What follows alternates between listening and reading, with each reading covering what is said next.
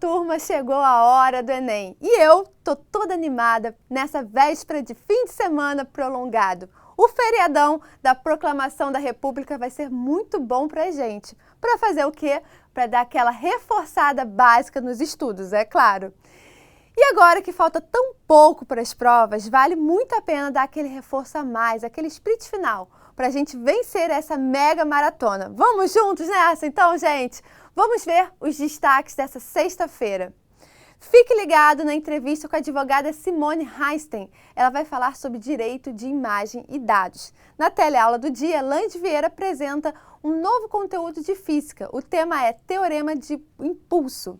E vamos abrir a janela do Enem para Paula Fortini, direto de Belo Horizonte, Minas Gerais. Vamos juntos, pessoal, porque com força e fé a gente chega longe. Essa é a sua hora do Enem começando. E nas dicas de hoje vamos conversar com a advogada Simone Machado e vamos falar sobre um assunto muito importante, direito de imagem e a nova lei de proteção de dados. Tudo bem, Simone? Bem-vinda novamente à hora do Enem. Obrigada, Tatiana, que agradeço. Vamos falar desse assunto muito relevante. A lei acabou de ser alterada um pouquinho. Na verdade, ela acabou de surgir agora, né? Ela surgiu de algum tempinho atrás, né? E alguns artigos que passaram a entrar em vigor a partir de agora, em agosto. Principalmente em relação a direito de imagem e proteção de dados. A lei é basicamente com relação a isso, a Lei Geral de Proteção de Dados. Vamos falar um pouquinho dessa proteção de dados, o que os alunos e a escola devem estar atentos, e principalmente também os pais. Então, vamos lá, vamos começar com relação a essa situação do direito de imagem. O direito de imagem já existia, já estava consagrado na Constituição, né? Que ela faz parte de um dos direitos da personalidade. Então, ela já vinha sendo implementada nas escolas com relação a isso, né? As próprias escolas já colocam essa cláusula específica em separado nos seus contratos de mensalidade com relação à vinculação do direito de imagem daquele aluno. Agora, com relação à nova Lei Geral de Proteção de Dados, é que a coisa começou a tomar mais forma e tem que ser divulgada com relação à segurança. A escola agora tem que redobrar os cuidados com relação a esses dados, tanto de professores, os funcionários em geral, quanto de pais e alunos. E quais são esses cuidados? A escola deve primeiramente informar os dados pessoais e colocar no seu cadastro e divulgar com relação aos pais somente o que ela achar que seja necessário e com relação à finalidade. Então, o cuidado é com relação na divulgação. Ela tem que guardar esses dados e demonstrar e solicitar a esses pais e aos funcionários quais dados ela acha que vai ser necessária para que esses pais possam fornecer isso com uma certa restrição, porque isso depende de pessoa para pessoa, se a pessoa vai querer divulgar certos dados ou não. Então, a escola tem que avisar e cientificar qual seria a necessidade real e a finalidade para aquele dado que ela está solicitando. Qual outra parte da lei que você acha muito importante estar ressaltando aqui na hora do Enem? A lei, ela é completa nesse sentido com relação a esses cuidados. Então, eu não vejo um tópico único, porque uma coisa, ela está englobada com relação à outra. Eu vejo que é importante que as escolas se adequem realmente com relação à forma como ela vai usar esses dados, para que no futuro não lhe cause uma dor de cabeça. Entendeu? Acima de tudo, a escola tem o dever cívico com relação a essa correta utilização desses dados. É um dever também ético. Então, é importante que ela mostre qual é o grau de comprometimento com relação aos pais, os alunos e os funcionários. Então, é importante que ela demonstre realmente que ela está engajada para poder proteger esses dados, porque sanções poderão ser aplicadas. E um pouco dessa parte de direito de imagem, né? Hoje muitas escolas acabam tendo um grupo ali de colocar de como os alunos estão, né? Então, tem essa parte também da internet hoje, as aulas estão principalmente online. Como que a escola deve tratar isso e como que os pais também devem estar atentos? Eu acho que a escola deve, primeiramente, investir numa capacitação dos funcionários, entendeu? Isso é fundamental em relação a isso, para que nenhum dado seja vazado, entendeu? Porque senão poderá ocasionar marcas profundas e futuras com relação ao problema escolar, e isso vai englobar não só a escola, como também as outras partes, que são os funcionários e os pais e alunos também. Então, esse mundo virtual é muito frágil. Então, é preciso que se tenha cuidado, não só por parte da escola, como também por parte dos pais, principalmente aqueles que são responsáveis, são os responsáveis legais com relação aos seus filhos menores.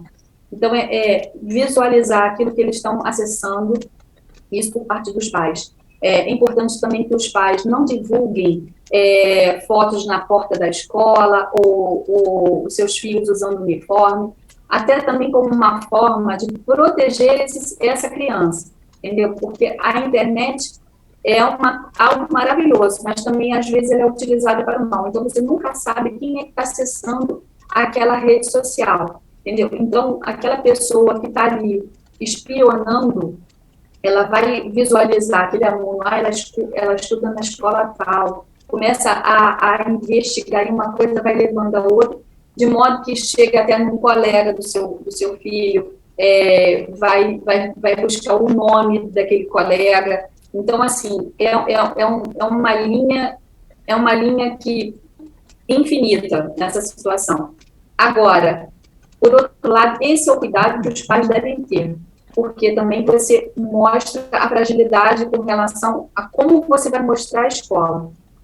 E aí a escola também pode chamar a atenção desses pais da forma como ela está vinculando o nome dessa escola, de uma situação até difamatória, dependendo da situação. Agora, a escola também tem que ter o seu lado de proteção com relação a essas saídas pedagógicas, são passeios públicos, né? E ela vai e coloca na internet não só essas saídas, como também as festas internas que acontecem.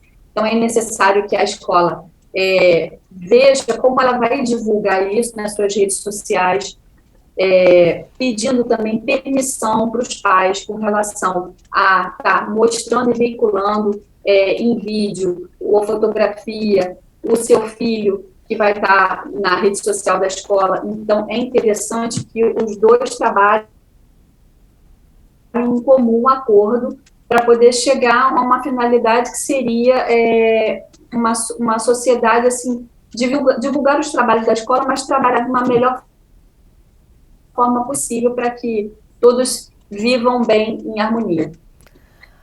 Simone, eu quero te agradecer demais por esse bate-papo, né, por essa experiência que é um assunto tão atual e que tantos os pais, os alunos e a escola também devem ter essa consciência, né, desse direito de imagem e realmente a preservação dessa criança, desse adolescente que ainda é de menor, que está nas redes sociais, principalmente agora, depois dessa pandemia. É verdade, Tatiana. O importante é que a escola evite o máximo possível de qualquer situação de omissão, entendeu? Ela tem que ser muito criteriosa e tem que ter uma prevenção ainda maior com relação a para estar contendo esse incidente que pode ser gerado no futuro. Simone, muito obrigada pelas suas dicas aqui na Hora do Enem. Te espero em breve para mais dicas, né, sobre leis e outros assuntos que podem ser de extrema importância para quem está nos assistindo. Obrigada, Tatiana. Eu que agradeço aí a todos aí da Hora do Enem. Gente, Simone Machado, advogada, participando aqui da Hora do Enem. O nosso curso de apoio e revisão intensiva que reforça o conteúdo que você assiste aqui na Hora do Enem está disponível para todo o Brasil. Para mais informações, acesse o site www.horadoenem.org.br. O curso é bem intuitivo, ele é prático, dinâmico, o que facilita a compreensão de toda a programação do Enem. E lembrando que tem simulado também no curso multiplataforma. A TV Escola e seus parceiros, com grande experiência em Enem, resolveram dar aquela forcinha a mais nessa missão, disponibilizando o acesso a um amplo conteúdo de apoio e reforço, a fim de proporcionar uma revisão completa com foco exclusivo no Exame Nacional. Os estudantes poderão participar de um novíssimo curso intensivo multiplataforma, com site, aplicativo, e-books, para estimular a preparação da galera que vai fazer as provas do final do ano. Videoaulas específicas com professores especialistas e uma programação completa, incluindo resumos, exercícios, testes online. Essa é a sua hora, a hora do Enem. E na aula de hoje, nosso Lande vai falar sobre física. O tema é Teorema do Impulso. Lembrando que essa aula foi gravada antes da pandemia. É com você, Lande! Aí, adivinha quem foi chamado para apresentar o Hora do Enem? Eu mesmo! E o assunto de hoje é... Sabia que tinha palhaçada? Olha lá, só me chamaram porque o assunto é nanotecnologia. Isso é nanobullying, hein? Tô de olho. Roda essa vinheta.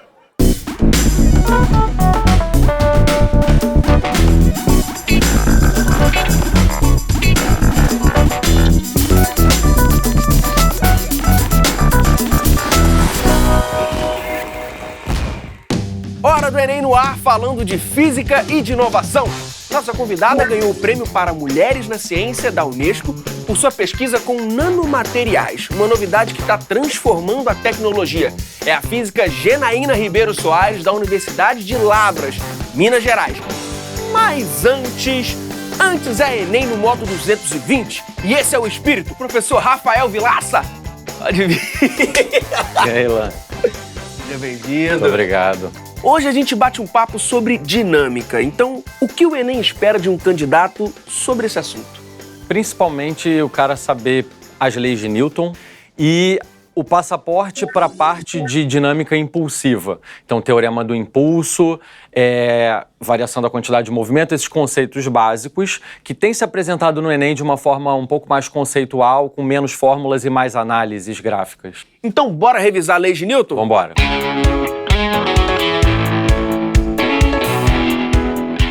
Então, começando a falar das leis de Newton, a gente vai revisar a lei da inércia, primeira lei de Newton, que diz o quê? Que todo corpo, se ele está parado, em repouso, ele tende a continuar em repouso. E se o corpo tiver com velocidade constante, ou seja, movimento retilíneo e uniforme, ele vai tender a continuar com velocidade constante, a não ser que haja uma força sobre ele. Então, por exemplo, se você está lá no espaço e tacar, sei lá, esse apagador aqui, o que acontece? A tendência desse apagador é continuar viajando o espaço inteiro com aquela velocidade, a não ser que alguma força contrária pare ele, por causa da ausência da força de atrito lá no espaço. Essa é a lei da inércia. Segunda lei de Newton, princípio fundamental da dinâmica, e aí é a que todo mundo conhece, inclusive quem já saiu da escola, quem não lembra que força é igual a massa vezes aceleração. Que força é essa? Força resultante é igual a massa do corpo vezes a aceleração dele. E aqui, daqui a pouquinho, a gente vai fazer um paralelo puxando para o teorema do impulso, tá? Mas antes de passar para o teorema do impulso, eu vou citar sobre a terceira lei de Newton, que é a lei da ação e reação, que diz o seguinte: toda ação gera uma reação, corresponde a uma reação de mesmo valor, mesma intensidade, mesma direção, porém sentidos contrários, e atuam em corpos diferentes. Então, por exemplo, se eu estou empurrando o quadro para dentro, o quadro me empurra para fora, ou seja, eu estou empurrando o quadro para minha esquerda e o quadro me empurra para minha direita. Então, a ação gera uma reação, mas de mesmo valor, de mesma direção, no caso aqui horizontal, porém sentidos contrários. A minha força no quadro está para dentro, a força do quadro em mim está para fora. O que a gente vai abordar hoje na nossa questãozinha do Enem é o paralelo, exatamente, entre o princípio fundamental e o teorema do impulso. Pega essa formulinha daqui que todo mundo conhece, força igual a massa vezes aceleração. Força igual a massa vezes aceleração, se eu multiplico por tempo, pelo tempo dos dois lados, então o que a gente vai ter? Que a força resultante vezes o tempo de atuação dessa força é o produto da massa pela aceleração. Lembra o que é aceleração, gente? Aceleração é a variação da velocidade pelo tempo, multiplicando pelo tempo aqui, ó. Multipliquei dos dois lados para não dar erro. Se você consegue cortar tempo e tempo aqui, ó, porque um está no numerador e o outro está no denominador, olha onde é que a gente chega. Que a força vezes o tempo que ela atua no corpo, que a gente vai chamar isso aqui de impulso da força, é igual a massa vezes a variação da velocidade que ela produz no corpo. E isso daqui, massa vezes variação da velocidade, a gente conhece como variação da quantidade de movimento do corpo. Então, aqui está o grande paralelo entre o princípio fundamental, que é a lei de Newton mais conhecida, e o teorema do impulso, que a gente conhece como dinâmica impulsiva. Bom, e precisa decorar muita fórmula para mandar bem nesse assunto? Não. Na dinâmica, a gente tem poucas fórmulas. O Enem hoje em dia está muito mais preocupado em fazer o camarada conseguir ler um gráfico. O Enem do ano passado a gente teve 4 questões de gráfico, acho que talvez até mais. Então você saber usar os conceitos que você tem, com análise gráfica, você consegue matar muita questão do Enem sem grandes fórmulas. Mas as principais, que eu coloquei aqui no quadro, são fundamentais para a gente lembrar no dia da prova. Então, bora matar uma questão? Bora matar a questão. Já está na tela. Questão 99 do Enem de 2017, caderno azul, primeira aplicação. Em uma colisão frontal entre dois automóveis, a força que o cinto de segurança exerce sobre o tórax e abdômen do motorista pode causar lesões graves nos órgãos internos. Pensando na segurança do seu produto, um fabricante de automóveis realizou testes em 5 modelos diferentes de cinto. Os testes simularam uma colisão de 0,30 segundo de duração, e os bonecos que representavam os ocupantes foram equipados com acelerômetros. Esse equipamento registra o módulo da desaceleração do boneco em função do tempo. Os parâmetros, como massa dos bonecos, dimensões dos cintos e velocidade imediatamente antes e após o impacto, foram os mesmos para todos os testes.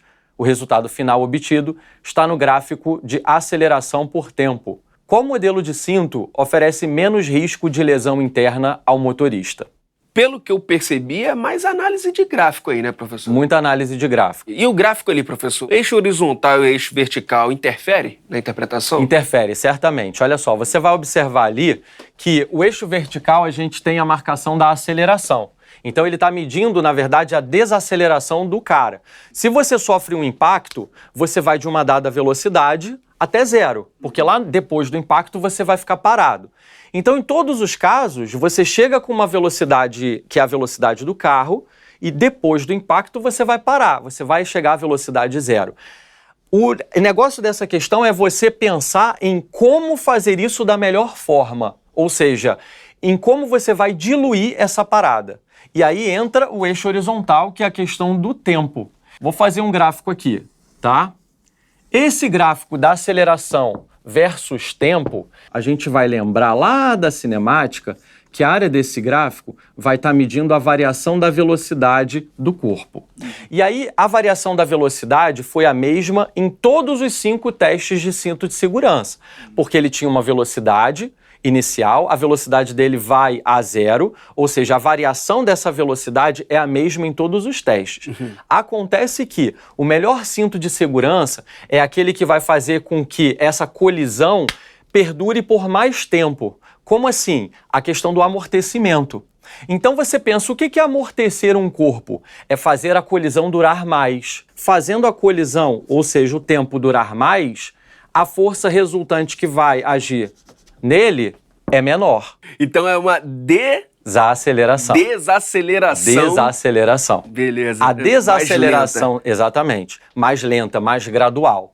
E aí, se você olhar para os gráficos da questão, você tem que escolher exatamente o gráfico que essa curva seja mais gordinha, ou seja, que perdure mais. Porque ela perdurando mais, você amortece melhor o corpo.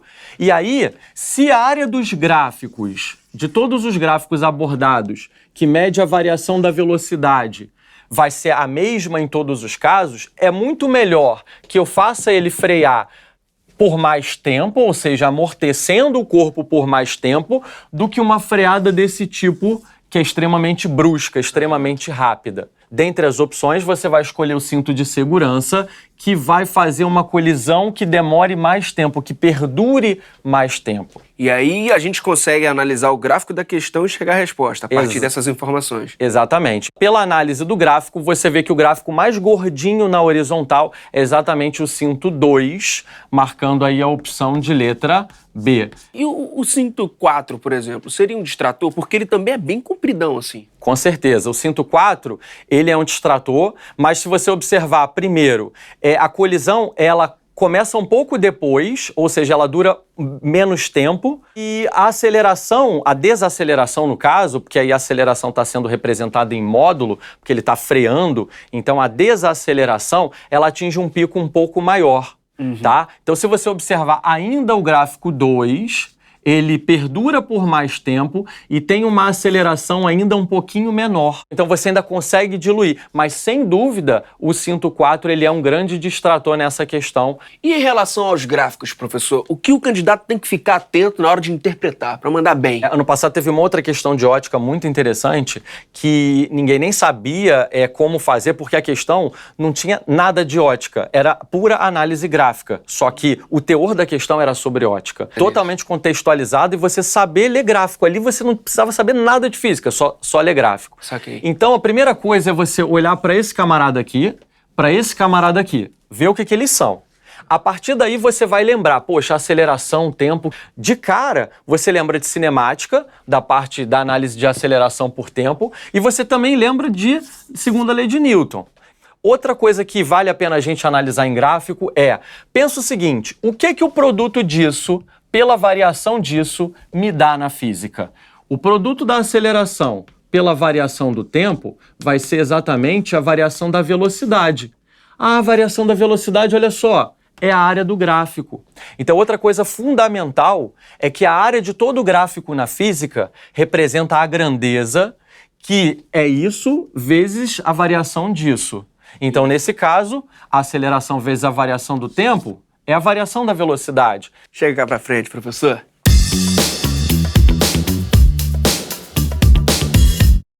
Professor, qual a melhor forma dos candidatos revisarem esse assunto? Olha, eu indico em sala para os meus alunos muito um canal no YouTube gratuito que tem tradução, tá? Porque não é um canal brasileiro, mas chama Crash Course.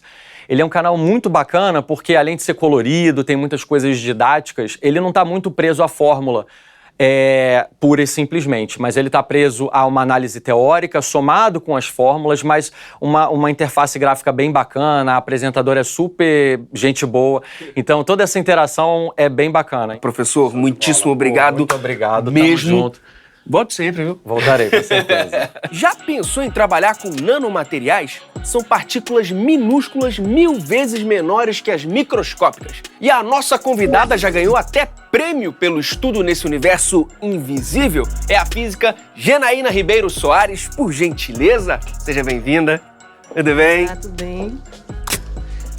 Bom, explica melhor o que são nanomateriais. Basicamente, são materiais que têm pelo menos uma das suas dimensões da ordem de nanômetro. 1 a 100 nanômetros. Né? E isso é basicamente uma coisa muito pequena. Imagina, 1 metro, né? Vou por gentileza.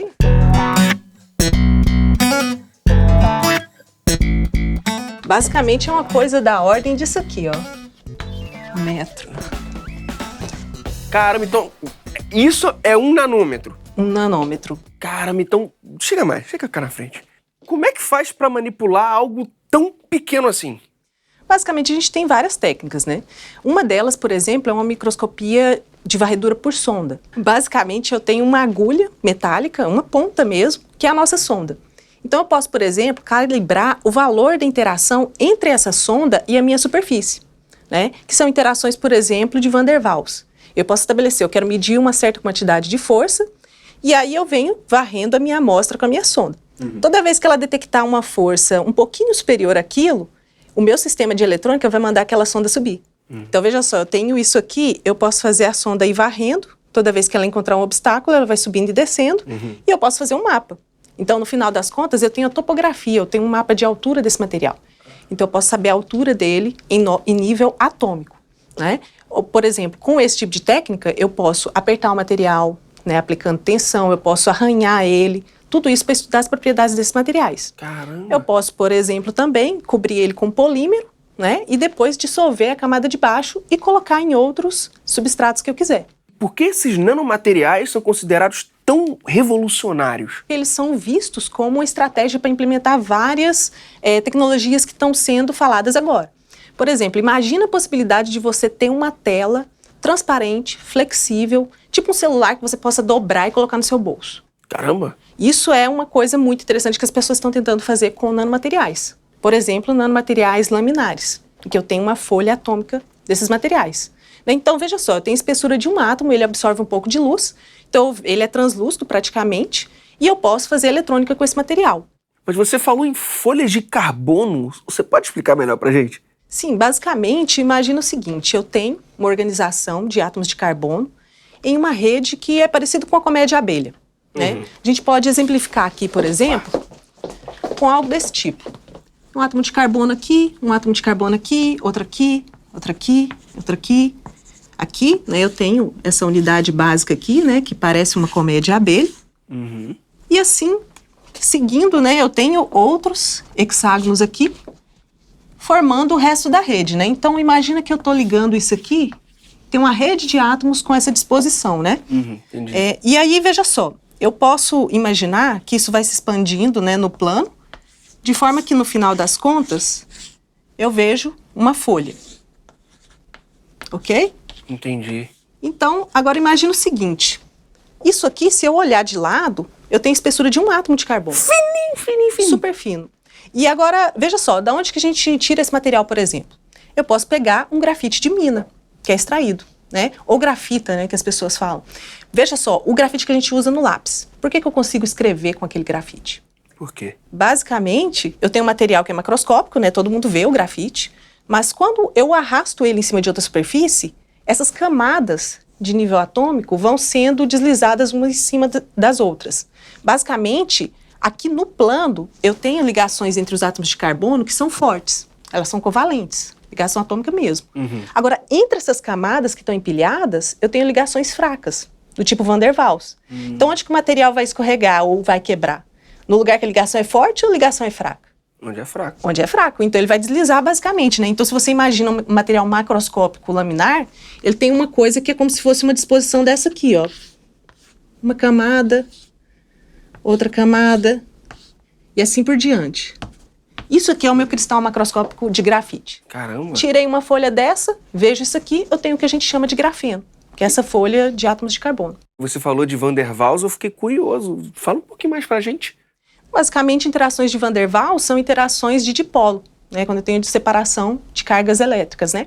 Eu tenho interações que são induzidas, né? Eu tenho interações atrativas ou repulsivas, e nesse balanço eu tenho essa interação super fraca aqui. Como estão as pesquisas no Brasil? Não, no Brasil tem sido feito muita coisa relevante, né? Realmente nós temos centros que são referência em pesquisa desses materiais. Por exemplo, um deles é o Departamento de Física da UFMG. Né? Lá o pessoal estuda coisas muito interessantes, como, por exemplo, fazer novas tecnologias para materiais cimentícios. Imagina, você pega essa folha de grafeno, eu posso enrolar ela e fazer um tubo, em que eu tenho, né, o diâmetro dele é da ordem de nanômetros. E esse tubo, na dimensão do seu eixo, ele é muito resistente à tensão.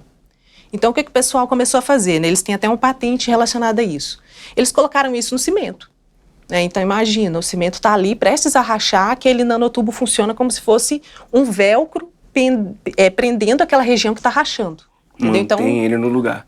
Então, você adiciona uma quantidade muito pequena do nanomaterial e você tem um material muito mais resistente. Né? Então, existem, por exemplo, o nosso grupo trabalha também com outros materiais interessantes, por exemplo, um material baseado em solos da Amazônia, que é o que se conhece por terras pretas de índio.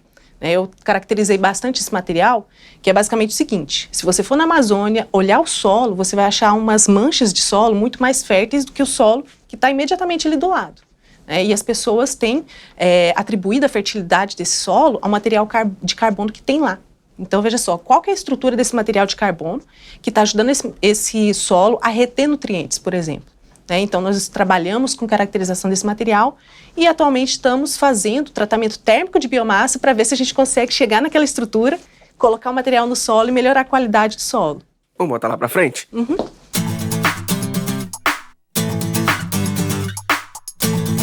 Eu quero saber como foi a evolução da ciência até chegar aos nanomateriais. Olha, se você parar para pensar, nanomateriais e nanociência não é uma coisa tão recente, né? É uma coisa que, na verdade, está envolvida em processos químicos, nível de moléculas, esse tipo de coisa, que está envolvida em reações. Então, assim, ele já existe, mas como que os seres humanos começaram a acessar esse universo?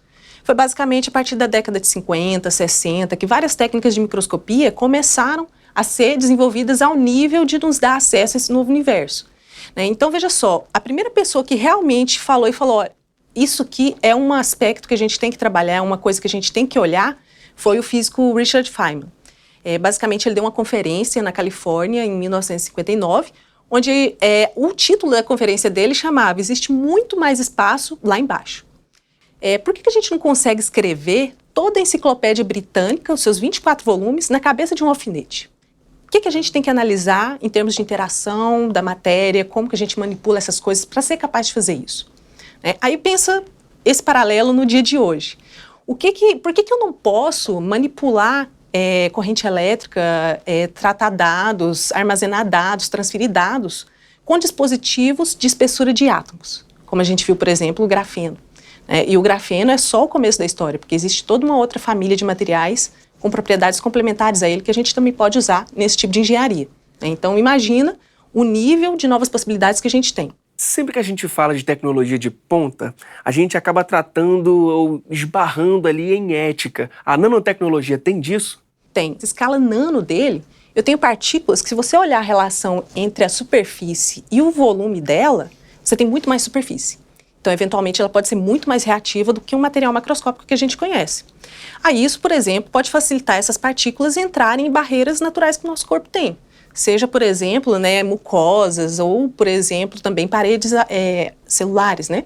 Imagina, se isso ataca as nossas células, pode trazer problema de saúde. Então, tem aspectos que tem que tomar cuidado, da mesma forma que certos materiais macroscópicos a gente também tem que tomar cuidado. Mas, se você parar para pensar, isso oferece novas possibilidades de pesquisa, uma oportunidade. Imagina, o campo de toxicologia é uma coisa que está praticamente na sua infância em termos de nanomateriais. Outro campo que é muito estratégico é, por exemplo, nanometrologia. Como que eu faço equipamentos para acessar essas coisas nessa escala? Como que eu caracterizo materiais nessa escala? Às vezes eu tenho que fazer instrumentação para acessar esse tipo de coisa, eu tenho que estabelecer procedimentos para todo mundo que está pesquisando, por exemplo, toxicologia, está falando a mesma língua. Eu queria saber do seu dia a dia. Como é o seu trabalho, o seu dia a dia? Conta pra gente. Então, eu sou professora no Departamento de Física da Universidade Federal de Lavras. Então, eu dou aulas lá em nível de graduação, pós-graduação. E no laboratório, eu faço tanto a parte de síntese de materiais, de nanomateriais, quanto também eu faço a parte teórica. Então, veja só, eu vou lá, faço as contas, imagino o que eu tenho que ver mais ou menos no experimento, vou lá, faço o experimento, caracterizo os materiais que eu faço. Então, é meio que dividido entre isso aí. Agora, conta pra gente, como começou o seu interesse pela ciência? Eu acho que eu fui meio que seguindo aquela curiosidade natural, que a gente tem quando a gente é criança.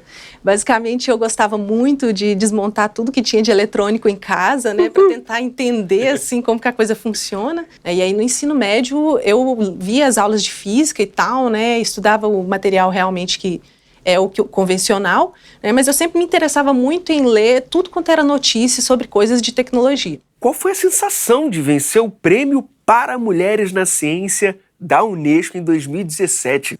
Foi, assim, uma experiência ótima. Como se diz, quando eu recebi a notícia, eu não acreditava, porque, assim, realmente você pensa, nossa, tem tanta gente boa, mandando tanta coisa boa, Mas foi uma felicidade muito grande, porque é uma oportunidade muito grande. E no Janela do Enem de hoje, vamos conversar com a Paula. Tudo bem, Paula? Bem-vinda à Hora do Enem. Tudo jóia? Bom dia, obrigada. É uma honra participar do programa. A honra é nossa estar te recebendo aqui.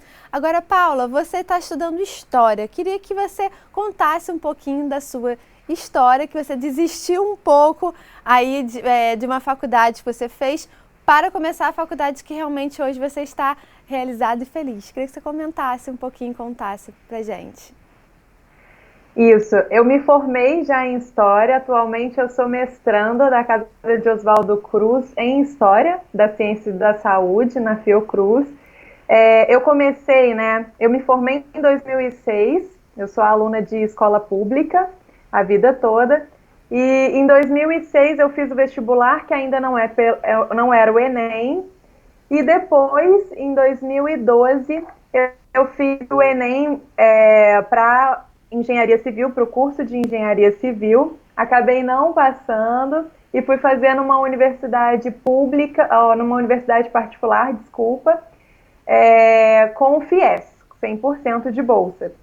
Só que não era aquilo, então eu desisti do curso e acabei estudando em 2014 de novo, né, para o Enem. E fiz o Enem e passei em História para a Unirio e para a UFRJ. E fiz o curso de História na UFRJ.